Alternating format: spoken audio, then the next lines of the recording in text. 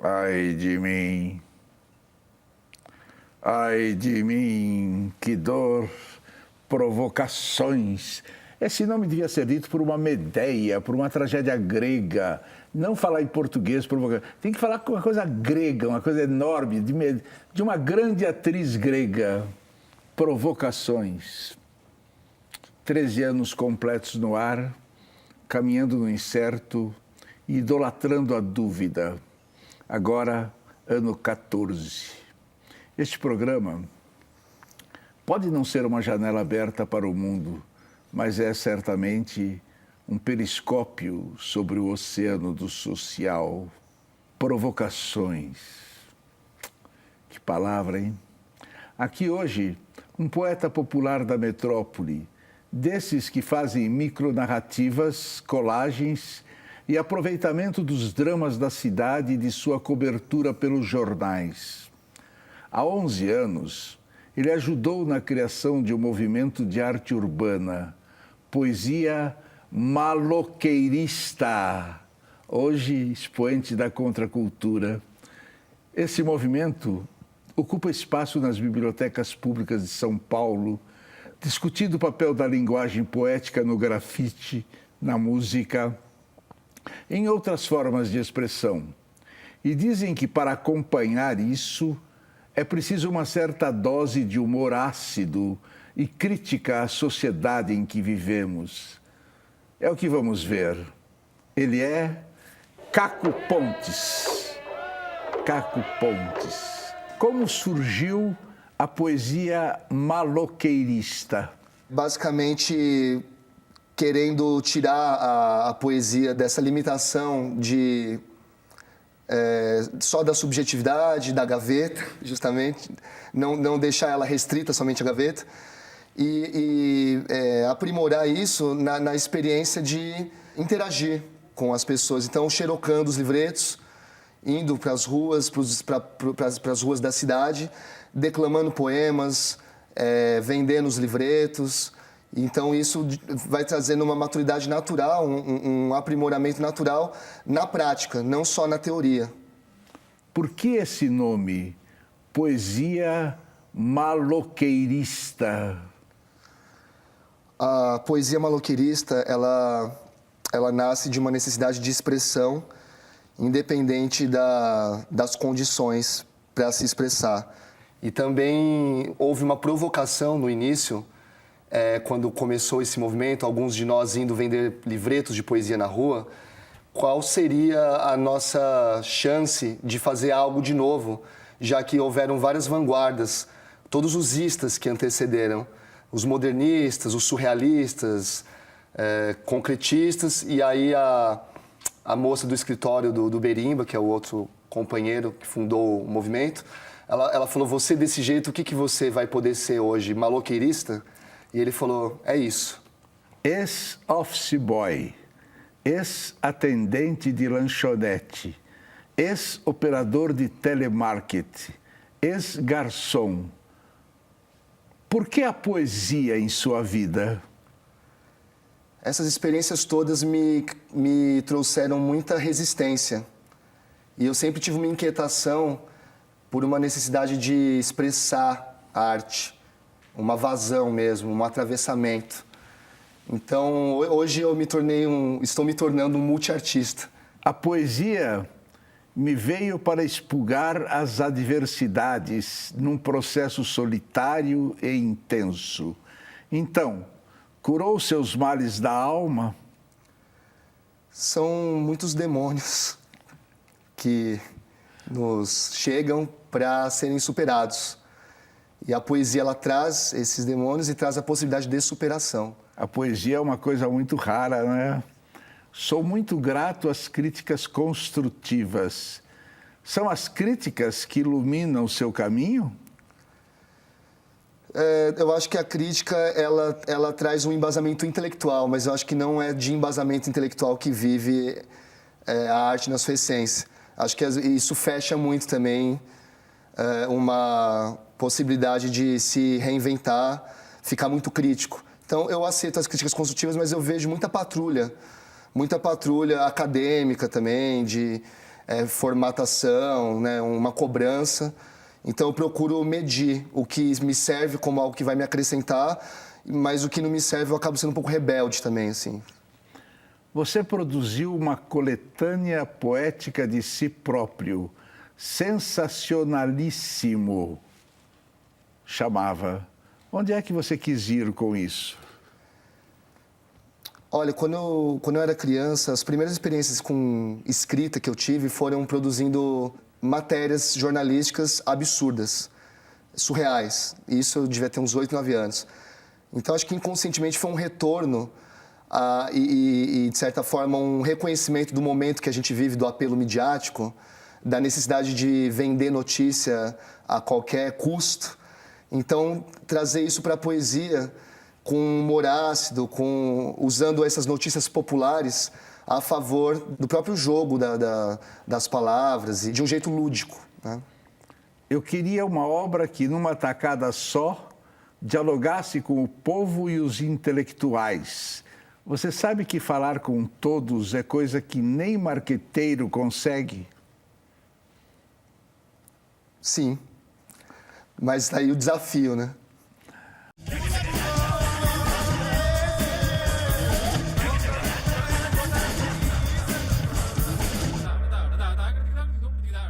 Usar manchetes de jornal é um artifício poético ou também uma crítica ao jornalismo?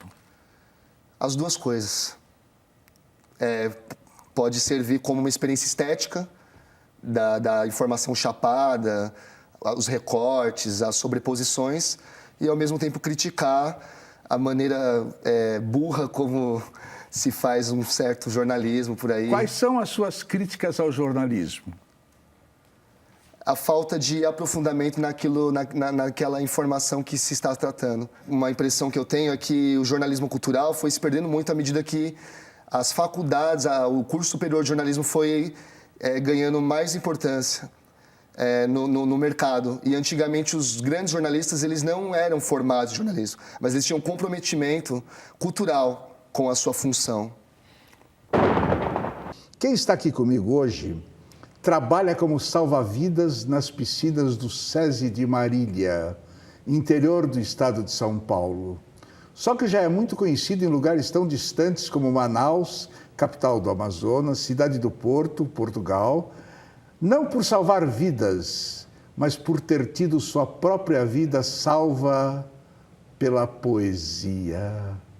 É ele mesmo quem diz isso. Ele vai nos contar essa história, por que ele diz isso. Ele é Cláudio Machado. Cláudio Machado. Por que a poesia em sua vida? Eu comecei a escrever com 14 anos. Comecei a escrever porque na escola eu dava muito trabalho. Eu era o terrível e na escola, infelizmente, me ensinaram a não gostar dos livros. E a poesia me salvou nesse sentido. Eu procurei nos livros uma resposta, mas fora dos muros da escola, não dentro dela. Não dentro da grade curricular, como diz o Rubem Alves, que deve ter sido inventado por um carcereiro mesmo. Cláudio Machado, estudante em Assis. Quem lá em Assis fez crescer sua cabeça? Por incrível que pareça, foi uma professora de educação física e não foi uma professora de português. Essa professora de educação física me deu 3 livros de presente, de poesia, Olavo Bilac, Cruz de Souza, e eu não me lembro o outro que ela me deu. Mas ela me pediu também para me escrever aquilo que eu via, aquilo que eu sentia num caderno, que ela me deu também. Então eu comecei a fazer isso e a conviver com essa leitura. E o que Paulo Freire tem a ver com isso? Ah, Paulo Freire tem tudo a ver com isso. Paulo Freire fez você ver como era a escola. Sim, fez eu ver como era a escola no sentido mais cruel da escola. Como é que está a educação em seu país? A educação no meu país, apesar de tudo ter mudado, nada mudou na escola. Eu encontro, quando eu vou nas escolas, jovens talentosos, jovens que querem saber sobre a vida, que não querem só saber sobre uma fórmula de química ou matemática. Considera-se um grande poeta? Depois que eu li Arthur Rimbaud e me aproximei agora de João Cabral de Melo Neto, eu me considero um amador das letras. Rimbaud, esse faz com que você ande pelo mundo com a liberdade que ele quer, não é? Você acha que vai ser um bom poeta um dia? Eu acho que eu vou ser um poeta que poucos vão lembrar, porque minhas letras não se encaixam. Eu tenho um problema muito sério quando eu escrevo na internet, que eles querem ficar classificando meus poemas, ou rotulando. Isso é romântico, isso é nietzschiano, isso é freiriano. Eu falei, eu não sou nada disso, eu sou um cidadão do mundo, eu sou um cidadão do tempo. Meu tempo aqui é curto, não classifiquem minhas letras, eu não quero isso. Não quero meus poemas em vestibulares, mas nada disso. Mas a juventude está toda na internet, não esquece disso. Sim. Hein? Então, quais os poetas que mais te influenciaram? Fernando Pessoa. Nada menos. Olavo Bilac e Arthur Rimbaud. Como o teu nome foi parar em Portugal? O meu nome foi parar em Portugal devido à divulgação no próprio Facebook. As pessoas vão se interagindo, né, nas comunidades, eu faço parte de algumas, e foi levado alguns poemas meus via internet para um Jorge Vieira, que é um poeta de Porto, e nos encontros eles começaram a ler meus poemas, falando que eu tinha facilidade de brincar com as letras. Publicaram lá alguma coisa tua? Eles fizeram vários vídeos declamando poemas meus. E o que acontece com o Brasil e você? Eu tenho uma relação de amor e ódio com o Brasil. Uma relação de amor porque eu vejo culturalmente uma força muito grande nesse país, mas eu vejo as políticas públicas mesquinhas, cruéis, que não querem uma cultura andando, que ficam divulgando bobagens na televisão. Agora, como o seu nome foi descoberto pela Universidade Federal do Amazonas? Tem uma amiga no Facebook que chama Francina Lira, que é uma poeta de lá. E quando eu coloquei minhas coisas no Facebook, eu nem esperava isso. O Facebook para mim era uma coisa mais uma relaxada do próprio trabalho como guarda-vidas. E eles ficaram espantados com aquilo que eu escrevi. Eles olharam aquilo que eu escrevia por não conseguir classificar aquilo que eu falo nos meus poemas. Eles não sabem se me classificam como um romântico, se me classificam como um pessimista. Ora eu falo que o tempo é o cozinheiro dos vermes e cuja refeição são nossas entranhas. Ora eu falo do amor no sentido Já poético. entendi. Você é tudo para as pessoas. Mais ou menos isso. O ator Fábio Alexandrelli, ele gravou teus poemas em DVD para motivar jovens em oficinas de poesia. Tem funcionado? Foi uma grande colaboração do ator Fábio Alexandrelli nesse sentido. Inclusive, o poema declamado por ele chama Poema Craqueiro, aonde nesse país se fala tanto de liberar a maconha, de liberar as drogas, eu coloco que primeiro tem que se liberar a cultura nesse país. Tem que haver a liberação da cultura nesse país. Aí você vai perguntar para o jovem que tem cultura se ele quer usar maconha ou não. Porque se você perguntar agora e oferecer pedra para ele, ele vai querer pedra. O que é que você tem lido? Eu tenho tido encontros com Machado de Assis, Memórias Póstumas de Brás Cubas, um livro que lá na escola do silêncio eu não gostava e aprendi a gostar. Machado de Assis era meio racista, não era? Eles falam muitas histórias do Machado. A história desse país é muito ocultista, né? Você nunca fica sabendo, na verdade, o que é mesmo. Mas ele um dia falou assim, aquele lá é um negro. Quando fala de poesia às crianças na escola em Marília, o que você faz diferente dos outros professores?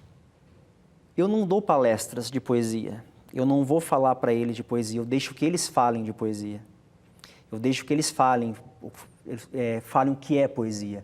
Uma menina de 12 anos, por exemplo, falou assim que poesia é aquilo que ela sente dentro dela e não sabe explicar.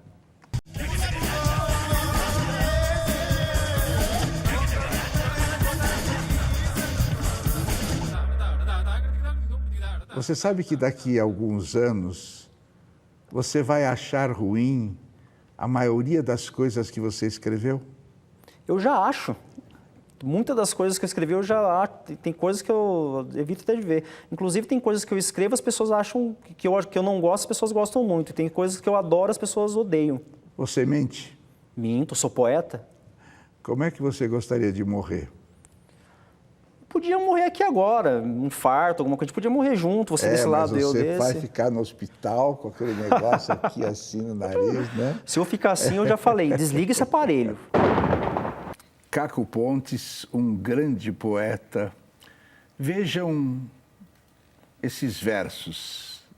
A poesia racha, a poesia cresce, a poesia borra, a poesia suja o direito de errar. Fale a respeito.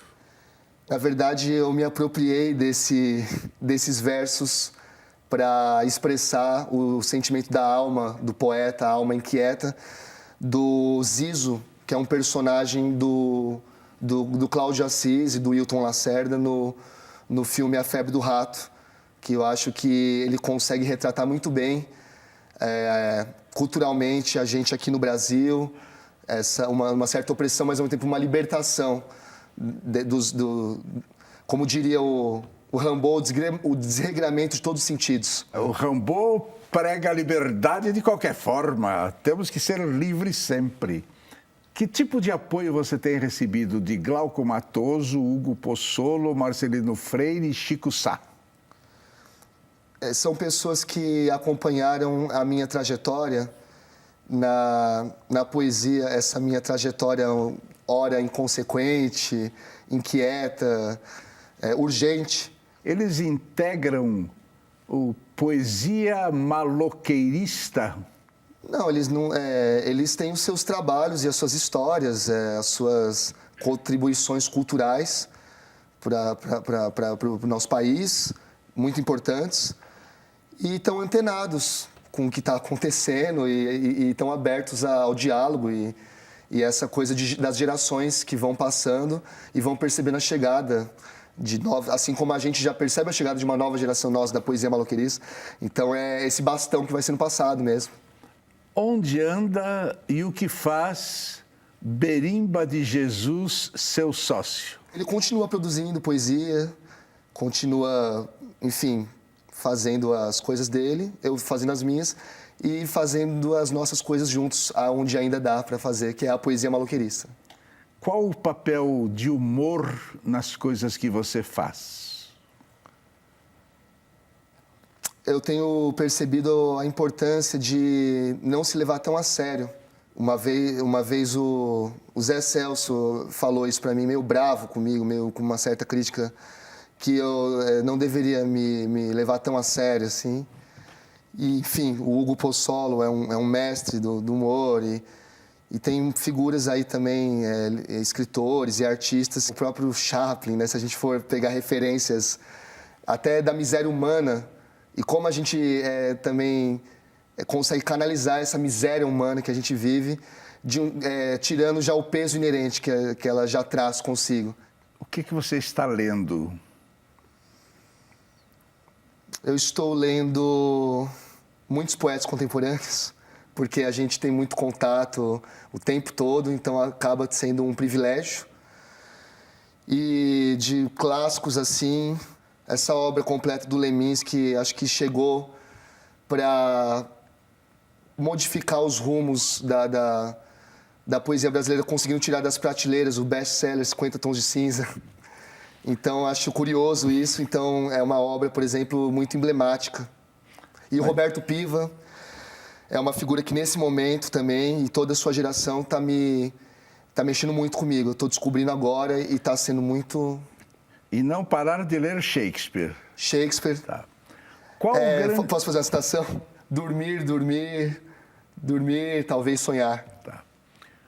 Qual o grande escritor que você descobriu e qual ainda que você ainda não descobriu? Acho que o Piva está nessas duas ao mesmo tempo. Estou querendo descobrir agora, mas ainda não, enfim, não ainda explorei tanto, não. Qual grande poeta brasileiro te inspira? O Oswald de Andrade, no sentido, não necessariamente só nos versos, assim, né, na questão estilística, mas acho que na contribuição para os rumos da cultura brasileira. Quem maior mal causou ao mundo? A religião, A arte, o poder ou os bancos? O poder constitui o banco, a religião, a opressão, a exploração. Então, o poder como algo mais amplo, acho que o mal da humanidade está no poder, né? Você é religioso? Eu não sou religioso, mas eu acredito na espiritualidade. Eu sou universalista. Como é que você gostaria de morrer? Em paz. No hospital com aquele negócio assim? Não. Não. Se houver reencarnação, como e onde você gostaria de voltar?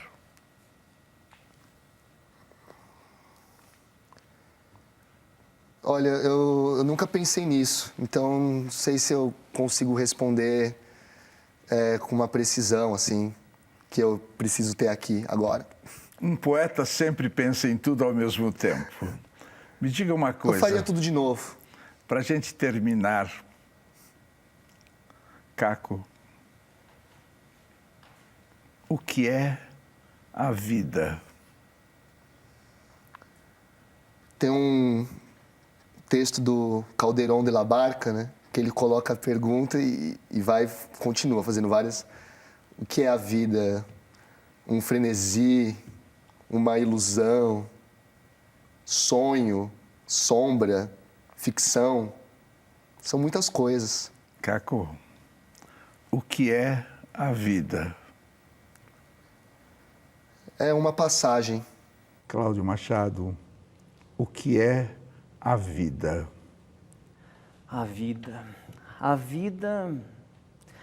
vida é um eterno retorno à dúvida e à aflição da raça humana. O que é a vida?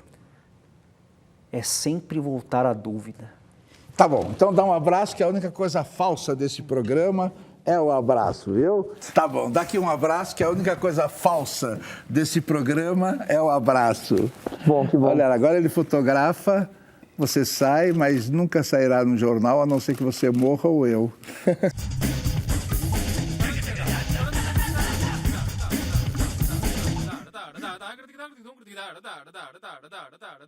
Eu sempre desejei escrever o romance do nada, em que o leitor perceba que o horrível da obra é não ter tema. Eu queria mostrar a mais secreta das suspeitas humanas, a da sua inutilidade. Eu queria desnudar a religião do trabalho. Eu queria esmurrar as hipocrisias.